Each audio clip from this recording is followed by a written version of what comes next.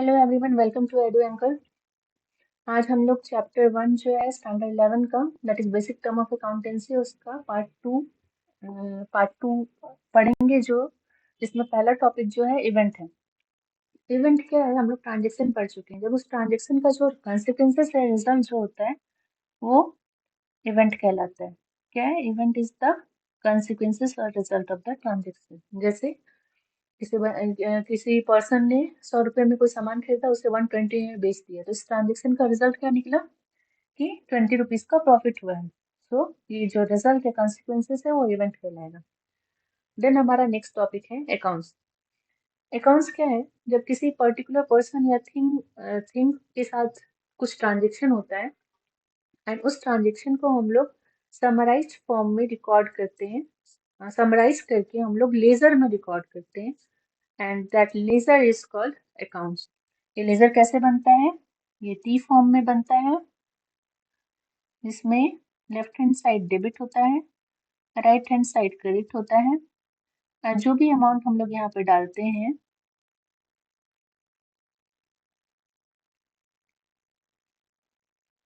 इसका सम जो होता है, ये सेम होता है, राइट।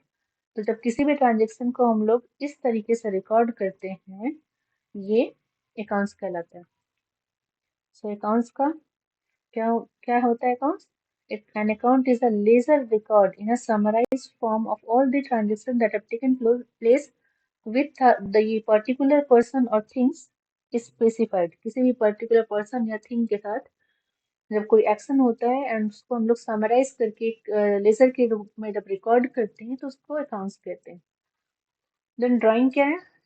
ड्राइंग जो है, जब किसी बिजनेस से कुछ फंड निकाला जाता है, एंड उसको बिजनेस में यूज ना करके किसी पर्सनल काम के लिए यूज करते हैं, उसको तब उसको ड्राइंग कहते हैं। फॉर एग्जांपल, कोई बिजनेस का ओनर जो है, वो जब अपना काम खत्म करके घर जा रहा होता है, उसे कुछ सामान लेना है, तो वो क्या करता है? बिजनेस से कुछ फंड निकाल लेता है, एंड उस फंड को अपने पर्सनल यूज में यूज कर लेता है।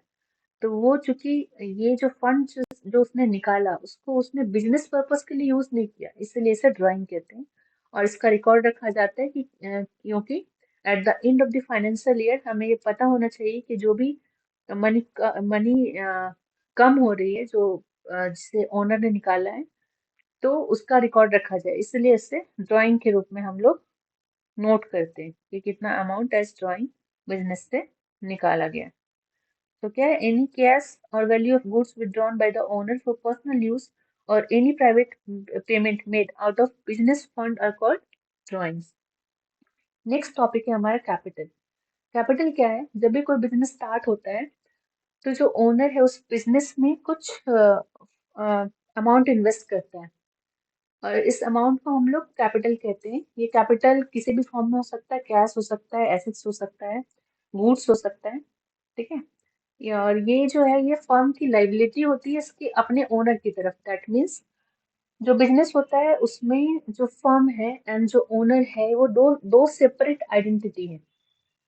और इसीलिए जो ओनर ने जो भी फंड लगाया है बिजनेस पे, फर्म की ये रिस्पॉन्सिबिलिटी है कि वो फंड वो बिजनेस के ओनर को वापस करे, ठीक है। इसीलिए ये लाइबिलिटी है टुवर्ड्स द प्रोपराइटर। तो कैपिटल क्या है? It refers to the amount invested by the proprietor in a business enterprise, ठीक है। और ये क्या है? ये firm, for the firm it is liability towards the proprietor. और ये कैसे कैलकुलेट होता है? Capital is equal to assets minus liability. Assets क्या है, लाइबिलिटी क्या है, ये हम लोग आगे बढ़ेंगे। Now the next topic is liabilities. Liabilities क्या है?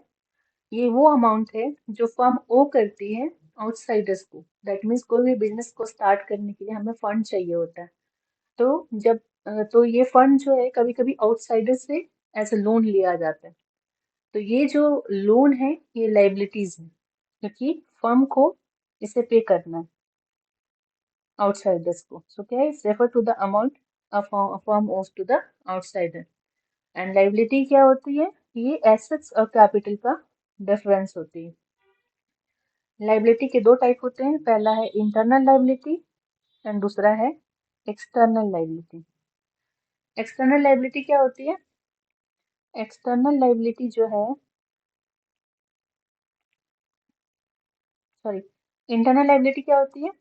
इंटरनल लाइबिलिटी वो लाइबिलिटी होती है जो अब बिजनेस एंटिटी को पे करना होता है प्रोप्राइटर या फिर ओनर को। जैसे हमने पहले पढ़ा ना, कैपिटल ये लाइबिलिटी है फर्म की ओनर की तरफ, वैसे ही जो प्रॉफिट होता है, प्रॉफिट भी फर्म को अपने ओनर को पे करना होता है, तो वो भी इंटरनल लाइबिलिटी की कैटेगरी में आती है।